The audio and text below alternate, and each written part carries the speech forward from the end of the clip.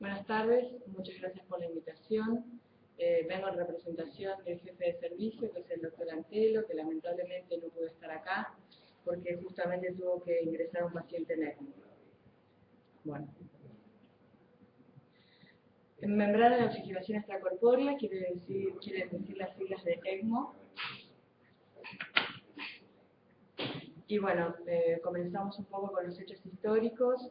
Sabemos que aproximadamente en 1960 se comenzó a desarrollar la membrana de circulación extracorpórea. En el 72 se comenzó a utilizar, digamos, exitosamente. En el 73 se colocó por primera vez a un niño en ECMO con tecnología de Fallot. Y luego en el 76 comenzó el ECMO neonatal. Para las patologías respiratorias, apneas diafragmáticas, sistemas respiratorios de recién nacido. Y en 1986 comienza a ser más estándar y se desarrolla el ECMO tanto neonatal para cardiopatías congénitas como para fallo respiratorio. Bueno. Acá estamos mostrando un poco, este es un ECMO con rodillo, donde se utiliza la bomba de circulación extracorpórea. Bueno, vamos a seguir mostrándolo más adelante, pero bueno, acá podemos ver el neonato que tiene un ECMO que se ingresa por el tórax con el circuito arterial, que es el más rojo, y el circuito venoso, que es el más azul. Bueno, el soporte extracorpóreo consiste en el drenaje de sangre venosa, la remoción de dióxido de carbono, agregando oxígeno, vendría a ser un pulmón artificial, y retorna la sangre hacia el paciente a través del circuito arterial. Hay distintas formas de ECMO. Tenemos un ECMO, el ECMO puede ser parcial, de larga duración y en enfermedades reversibles. Parcial porque uno deja un poco de pulsatividad, o puede hacer un ECMO venovenoso, que es nada más que para asistir al ventrículo derecho. Bueno, veno arterial y veno venoso. Acá vemos un poco más el circuito. Acá está la cánula venosa que toma la sangre del paciente, entra, esto sería una vejiga o reservorio, esta sería nuestra aurícula, nuestra PVC. El rodillo envía la sangre hacia el oxigenador la oxigena, después se calienta la sangre y vuelve a temperatura de 37 grados hacia el paciente. Este circuito uno lo puede ir modificando según las necesidades del paciente. Uno puede poner para que asista totalmente al enfermo, entonces el corazón queda sin funcionar, o puede hacer un ECMO pulsátil, donde pone acá un poquito de pincitas, donde le da un poco de retorno, un poco de carga al corazón, y el corazón eyecta algo de sangre. Si no, lo hace todo a través de la vía arterial. Bueno, otra vez este circuito, cada vez vienen más modernos, tienen sensores de presión, sensor arterial, si se vacía, que suenan alarmas, se fue modificando. Acá tiene un blender, donde vos a través del blender manejás la CO2, pero si utilizás demasiado esto, agotas el oxigenador. Entonces hay que tener cuidado cómo uno usa el blender. Bueno, acá esto es una enferma que tenía una crisis asmática severa. Esta paciente se puso hace muchos años. Es el paciente más grande que pusimos nosotros en ECMO, que pesaba 71 kilos, y bueno, y se hizo la canulación por la femoral. Bueno, lo mismo, la cánula arterial, la cánula venosa, podemos ver la diferencia de color. Esta ingresa al enfermo a través de la aorta oxigenada, y esta la trae de la aurícula, o a veces depende, se canulan las dos cavas. Es muy importante también tener en este circuito, si el paciente no tiene comunicación interauricular, poder desagotar la aurícula izquierda, porque si no, la aurícula queda distendida y el paciente hace como edema pulmón, el pulmón se pone hemorrágico. Bueno, ese es otro tipo de circulación. Este es mediado por centrífuga. La diferencia del otro, que es un rodillo, es que hace menos hemólisis y se autorregula la centrífuga sola según las necesidades del paciente, va sensando y le aumenta o le baja el flujo. Este circuito, bueno, es un poco más caro y a veces no tenemos disponibilidad, pero hicimos muchos ensayos con este circuito. Bueno, acá está la bomba centrífuga que ocupa mucho menos espacio. Esta es la circulación extracorpórea habitual con rodillo y esta es la centrífuga. Bueno, lo mismo, la cánula venosa, el calentador. Esta vendría a ser acá, acá adentro hay como una bolsita que vendría a ser la vejiga, que tiene un sensor y sería nuestra PVC. Si se vacía o no, nosotros lo transfundimos al paciente según cómo esté la vejiga. Es muy importante que no entre aire al circuito, entonces esto tiene que estar siempre bien llenito, gordito. Bueno, estas son cánulas muy largas que usábamos al principio, ahora se usa mucho menos circuito que antes, porque bueno, acá quedan las plaquetas, tiene más roce, no sé, se vio que hay que acortar los circuitos. Bueno, y la diferencia entre ECMO y circulación extracorpórea. La circulación extracorpórea se utiliza en la mayoría de los pacientes de cirugía cardíaca que requieren generalmente reparación intracardíaca. Bueno, se hace en el quirófano, en cambio el ECMO se hace en la terapia intensiva. El soporte es total, porque el paciente se lo enfría. En cambio, en el ECMO el soporte es parcial. Si uno le da un poquito de carga, el ventrículo eyecta algo de sangre y se va manteniendo con la circulación. Esto es de corta duración, el ECMO es de larga duración. Esto tiene cargación central y el acceso puede ser a través del cuello o a través de la femoral o a través del tórax abierto. Cardiología utiliza la circulación extracorpórea porque tiene que detener el corazón para arreglar la cardiopatía que tiene el paciente. Nunca se utiliza cardiología. Se hace hipotermia, esto con normotermia. El TCA es muy alto cuando hacen circulación extracorpórea, unos 400. Nosotros, cuando hacemos un ECMO, mantenemos el TCA entre 200 y 180 y lo podemos bajar un poquito más.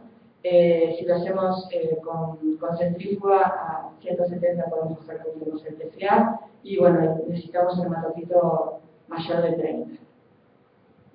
Bueno, el FET siempre es arterial y este puede ser venoso también. Bueno, las indicaciones, el ECMO puede ser preoperatorio, bueno, intraoperatorio, es decir, si el paciente entra en ECMO o no, y postoperatorio. Indicaciones, están las indicaciones respiratorias, distrés respiratorio agudo, presión microbial, hipertensión pulmonar, sepsis, neumonía, infecciones pulmonares reversibles. Se utilizó en Estados Unidos ECMO cuando estuvo la infecciones por H1N1, hubo pacientes que colocaron en ECMO. También la bibliografía describe ECMO en neumonía sajanta, bueno, pre y postoperatorio de cirugía cardiovascular, cardiopatía enfermática y puentes de trasplante. Nosotros, cuando teníamos trasplante en el servicio, lo usamos en los enfermos.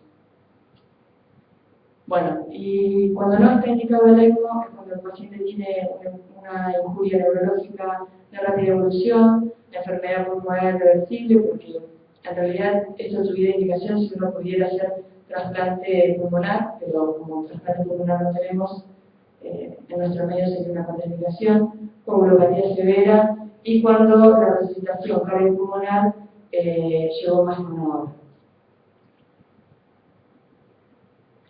Bueno, hay criterios de ELSO. El ELSO es una organización, es el Corporeal Life Support Organization, que comenzó por supuesto en Estados Unidos y tiene varios países aliados al EPSO, Chile y Brasil están inscritos en eso. Bueno, ellos tienen índice de oxigenación igual o mayor a 40, siempre por un tiempo de 5 a 6 horas, el riesgo de mortalidad también es del 80%, entonces el paciente ingresaría en ECMO. Bueno, la diferencia alveolo arterial de oxígeno, utilizando todas estas cuentitas, uno puede tener la indicación de colocar el enfermo en ECMO. Y otros criterios, pH menor a 7,20 durante 2 horas, con hipotensión, presión parcial de oxígeno de 30 a 40 y ácido láctico en aumento. Bueno, sitio de carburación, periférico, femoral cuello, torácico, aurícula derecha y aorta, y siempre hay que, una vez que uno ingresa el enfermo en ECMO, tiene que chequear la posición de las cánulas con una placa de tórax. Bueno, el manejo cardiovascular, una vez que hay un concepto que hay que tener en cuenta, una vez que el paciente ingresa en ECMO, ya no necesita hidratrópicos, no necesita adrenalina, no necesita dopamina, solamente vasodilatadores. Inicialmente uno casi pone un ECMO en 120, 160 mililitros kilo minuto, que va manejando la volemia del paciente, y hay veces que es bueno dejarlo un poquito flujo pulsátil, cuando uno le deja un poquito de carga al ventrículo, y el parámetro más importante es que el paciente tenga diuresis espontánea. Si no está haciendo eso, podría decir que está manejando bien el ECMO. Bueno, el respirador lo mismo, pones un respirador bajito, al bajarle el pico y presión expiratoria, aumenta el llenado ventricular y favorece al ECMO. Bueno, los niveles de calcio, esto es muy importante porque los pacientes que están en ECMO generalmente están politransfundidos, tienen un goteo de heparina continuo, entonces los niveles de calcio bajan, especialmente en el neonato es importante porque el neonato es muy calcio dependiente la contractilidad del miocardio, y si uno se descuida con eso, el miocardio se distiende y se pone así como no relaja más, ¿no? Bueno, y la distensión de la aurícula izquierda. La distensión de la aurícula izquierda es importante porque si vos no tomás la sangre, si no tienes seriedad, si vos no pones una cánula o tomás la sangre de la aurícula izquierda, el pulmón se pone blanco y hemorrágico. Bueno, la temperatura 36-37 grados, si el paciente no sufrió paro cardiorrespiratorio, y si tuvo paro cardiorrespiratorio, le bajamos un poquito la temperatura para hacer neuroprotección a 34-36 grados. Electrolitos, bueno, balance estricto, tratar de mantener diuresis, podemos hemodiafiltrarlo o infiltrarlo, controlar los electrolitos, el potasio, calcio, sodio, como cualquier otro enfermo. Bueno, el pulmón, como dijimos, en reposo, un poquito más de PEP, fío nada, volumen tidal bajito, apenas pico, frecuencia respiratoria, mantener la permeabilidad del tubo endotraqueal, y si se puede kinesiar al enfermo es mejor. Bueno, es frecuente que el paciente esté en oliguria en las primeras 48 horas, se puede hacer goteo continuo con diuréticos o hacerle hemofiltración o hemodiafiltración. El manejo del riñón es como una alarma y te dice si el ECMO está bien manejado o no. Bueno, sedantes, siempre hay que darle confort al enfermo, tratar de no relajarlo porque no sabes si el chico tiene convulsiones o si está sangrando el cerebro, ecografías transfrontalares todos los días, NIRS es un aparatito que uno le pone acá en la frente e inclusive acá en la parte de atrás en la riñón, y vos ves la saturación infrarroja a nivel cerebral y a nivel renal, electroencefalograma y tomografía cerebral si el paciente lo requiere. Bueno, profilaxis antibiótica, hay que ajustarlo al filtrado lugar, como siempre, cultivos todos los días, y bueno, y el laboratorio. Horario, estados iguales y electrolitos. Cada 4 o 6 horas, hemoglobina, plaquetas y ácido láctico. Cada 12 horas una creatinina. Diario, placa de tórax, hemocultivos, ecografías, el electroencefalograma al inicio, a no ser que el paciente esté convulsivando y requiera un nuevo electroencefalograma. Bueno, y acá viene lo que nos interesa.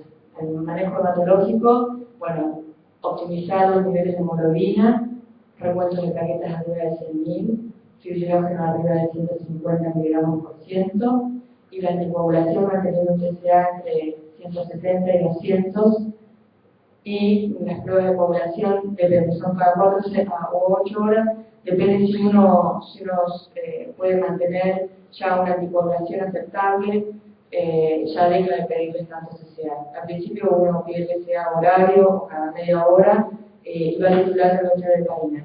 Una vez que llegaste a la estabilidad, ya podés relajarte un poco y pedirlo un poquito más distanciado. Bueno, una dosis de heparina inicial al colocar al paciente en ECMO es de 30 a 50 unidades por kilo. Hay que esperar de 3 a 5 minutos a que haga efecto la heparina. Bueno, el flujo continuo comienza 12 a 18 horas luego de la canulación. Esto es relativo porque hay veces que empezamos a las 6 horas o a las 3 horas, lo vamos chequeando con el TSA. Bueno, estos son los objetivos nuestros: TSA entre 170 y 200, un KPTT 70 a 100 segundos, el antivirus está disponible, un PRI mayor de 2, fibrinógeno más de 150, hemocito más de 30, plaqueta más de 100. Bueno, volvemos a chequear siempre el hematológico, los niveles de anticoagulación, TEC también. Todavía no tenemos disponible en el hospital, pero pronto lo vamos a tener. Y bueno, ¿y qué problemas pueden pasar con el ECMO? De todo. Le pueden cortar la cabeza, la mano, no sé. Puede pasar todo esto. Que se rompa el oxigenador, que se trombose el ECMO, que se rompan las tubuladuras, que tenga sangrado cerebral, que se tapone. No sé, hay un montón de complicaciones en el ECMO, sepsis, y la médica más importante es el sangrado y hemorragia cerebral. Que bueno, que si eso tiene el paciente hay que continuar y sacarlo del ECMO. Fallo renal es muy frecuente. Bueno, y podemos dividir las complicaciones en complicaciones mecánicas, que vendrían a ser aquellas complicaciones que nos resuelve el perfusionista, donde hay que cambiar el oxigenador, o se tapó la canula arterial, el perfusionista y el cirujano, ¿no? Y hay que recambiarla, y las complicaciones médicas que están referidas a la parte respiratoria, puede tener, si no está bien drenada la aurícula izquierda, coágulo de pulmón, hemorragias, taponamiento, fallo renal, de todo. Bueno, este es un trabajo, esto es una publicación del Hospital de Pittsburgh, donde, bueno, ellos fueron poniendo en porcentaje todas las complicaciones mecánicas que tuvieron, y bueno, los pacientes con más alto riesgo son los neonatos. Los neonatos requieren un flujo más lento y tienen inmaduro todo lo que es la cascada de la coagulación. Es inmaduro el hígado, es inmaduro el pulmón, es inmaduro el corazón. Es muy complicado el neonato. El ECMO de más éxito es el respiratorio.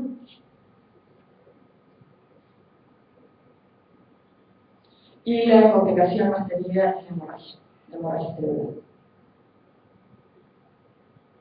Winning. Una vez que el paciente ingresa en ECMO, tenemos que sacarlo. ¿Cuándo sacarlo?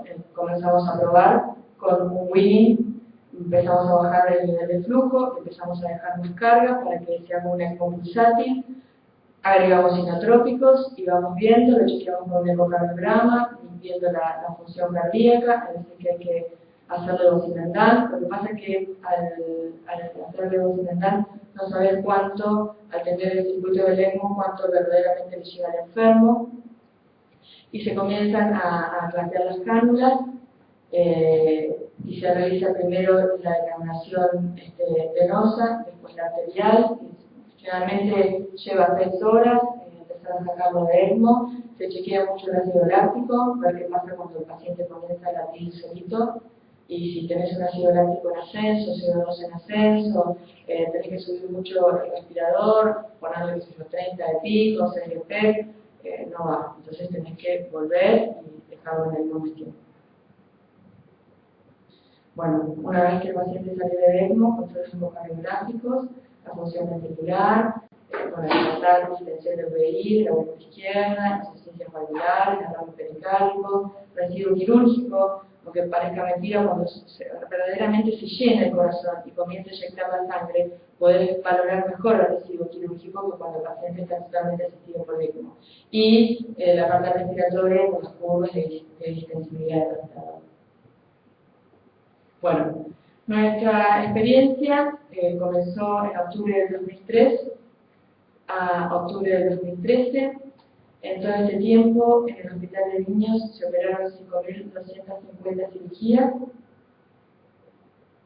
y un 2% de los enfermos ingresaron en ECMO. Esto se correlaciona un poco con la literatura internacional, que es un 2 o un 3%. La permanencia en ECMO fue de 18 horas a 8 días, con un promedio de 3. De canulación exitosa se realizó en 43 enfermos de 117, corresponde a un 33%. Y la mayoría de nuestros pacientes es ECMO postoperatorio. ECMO preoperatorio un 4%, pretrasplante 2%, y ECMO no respiratorio, no cardiopatía congénita, 2%. Bueno, acá está un poco discriminado los pacientes. Estos fueron los dos pacientes que estuvieron después del trasplante, una asmática y la niñita esta asmática. 5 pacientes preoperatorios. Eso es muy importante y muy alentador para nosotros, porque de los 5 pacientes tuvimos 100% de sobrevida en ECMO preoperatorio. Fueron 2 anomalías de retorno y 3 transposiciones que entraban muy mal, y era preferible colocarlas en ECMO que someterlas a cirugía con ácido láctico elevado. Bueno, complicaciones: coagulopatía, 21, insuficiencia renal, sepsis, fallo multiorgánico, convulsiones. Y mecánicas: se rompió una vez el oxigenador, 2 veces se taparon las cánulas, 3 veces más o menos se trombosó todo el sistema. Bueno, de los 43 pacientes con la canulación exitosa, 10 fallecieron sin lograr inflamación, 11 pacientes muerte súbita luego de la inflamación, y 23 pacientes son los que sobrevivieron. De los que salieron de ECMO, un 53% de sobrevivieron. Bueno, y como conclusión, la indicación de ECMO cada vez es más frecuente preoperatorio. En el mundo desarrollado tiene un ECMO stand-by, digamos, un circuito de circulación armado todo, y un ECMO TIP, se llaman, para los pacientes que tienen que reanimar, o pacientes muy graves, donde el láctico está en ascenso, o tiene un distrés respiratorio muy severo, directamente lo ingresan en ECMO. Postoperatorio, por imposibilidad de subir circulación extracorpórea, índice de oxigenación y volumen de en descenso, dosis de inotrópicos en ascenso, neumonía grave reversible, y el preoperatorio fue el que tuvimos mayor sobrevida.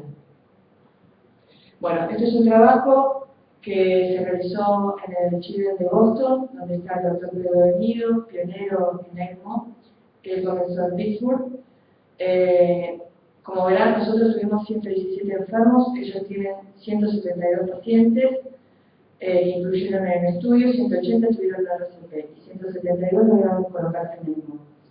110 enfermos tuvieron un ECMO menor de 24 horas, 31 fallecieron, 78 sobrevivieron, un paciente requirió trasplante y luego sobrevivió. De los ECMO mayores de 24 horas, 36%, 45 no sobrevivieron, 17, y acá está nuestra imposibilidad. 17 fueron a Ventricular Assisted Device, el Berlin Heart, no sé si han oído hablar de eso. Nosotros no contamos con el hospital, con el Assisted Device. 17, 12 enfermos tuvieron el Assisted Device, 11 fueron a trasplante y uno fue a trasplante de pulmón. 9 sobrevivieron, 3 no sobrevivieron, y de los que tuvieron Assisted Device acá, 5 no sobrevivieron y este fue a trasplante. Bueno, las sobrevividas cada vez aumentan más, porque hay otras alternativas el trasplante cardíaco, el trasplante pulmonar y el Berlin Heart.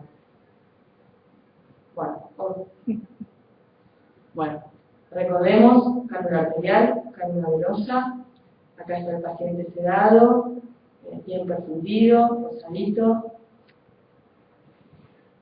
Este es uno de nuestros pacientes.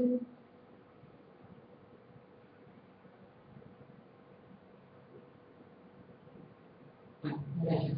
Bien.